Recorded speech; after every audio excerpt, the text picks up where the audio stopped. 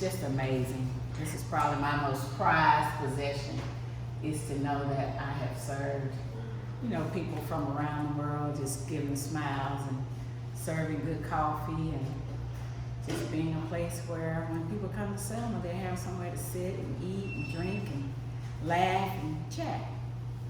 And 9 years is the anniversary. 9 years is the anniversary, and it's truly been a blessing to be here.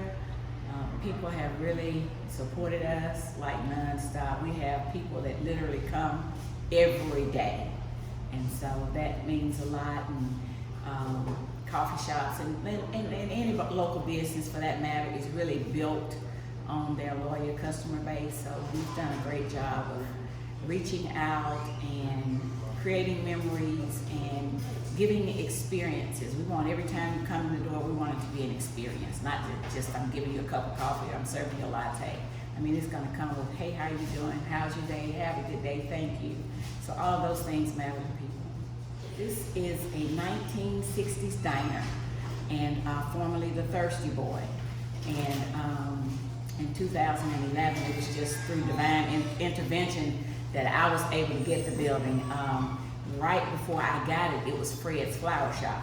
So Fred's had been here quite a while, and he had retired, and it was like the day that I went to the landlords to see about getting the building, we had like 10 people to come by that day to say, hey, I want to get the building, I want to get the building. But thankfully, the Queen of Peace Church was committed to having a coffee shop, and he was committed to my vision, and I thank them for allowing me to be a tenant, and I've been here 9 years.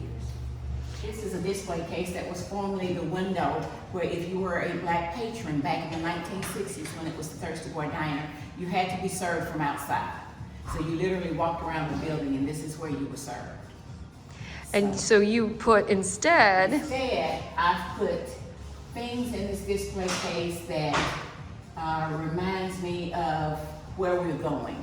And not where we were, but where we're going. We're a rising star. We're the choice of coffee shops, and we have all kinds of appreciations and retailers of the year. So this is kind of my display of hope. Retailer of the year was a huge surprise, a huge surprise. We knew that the Chamber of Commerce had nominated us, but we had no idea that we would win. So that particular day in October 22nd of 2019, we had to go to Birmingham. So I'm in this auditorium filled with people from all over the state. And as they got to your district, they would send an escort to come and get us and bring us up front. So they came and got me, and it was 3 categories. It was silver, bronze, and gold. So they came and got us, and we didn't know. So the 3 of us were standing there, and they called the first lady, and she went up and got the silver. Then they called the second lady, and she went up and got the bronze. And I'm looking like, you're the only one standing. You got the gold. So it was just really special. It brought me a lot of attention, not only from the people in Selma that I represent, but from all over the state. And I mean, I'm still riding that wave, thank God, and I think we'll ride it for years to come. And the Gold Retailer of the Year award is a first for Selma. They've had other categories, but I think I'm the first to ever win the gold.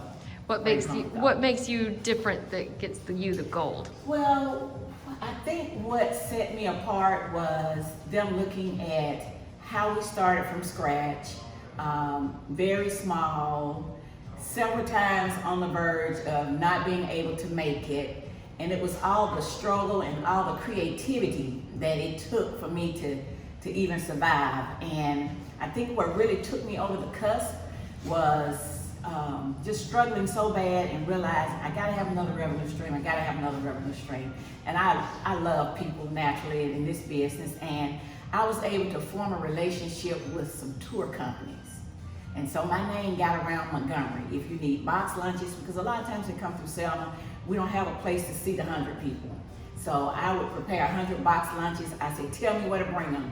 Many times I took them to the bus at the Interpretive Center, or they'll park across the bridge. So I kind of got famous for being that box lunch person in Selma. If you need lunches, call the coffee shop. So that was my claim to fame, establishing those relationships with those tour companies. And it kind of just, made a major impact on my bottom line. So it just gave us that little boost where we could do different things like move to upgrade our cups. I mean, something you would think so simple, but it can be so expensive. We just served really out of foam cups for the first 7 years. So I was able to upgrade, you know, to have that little extra money, buy cups, labels, and, you know, just kind of make us special, you know, just kind of take us up a notch. So I thank God for it all.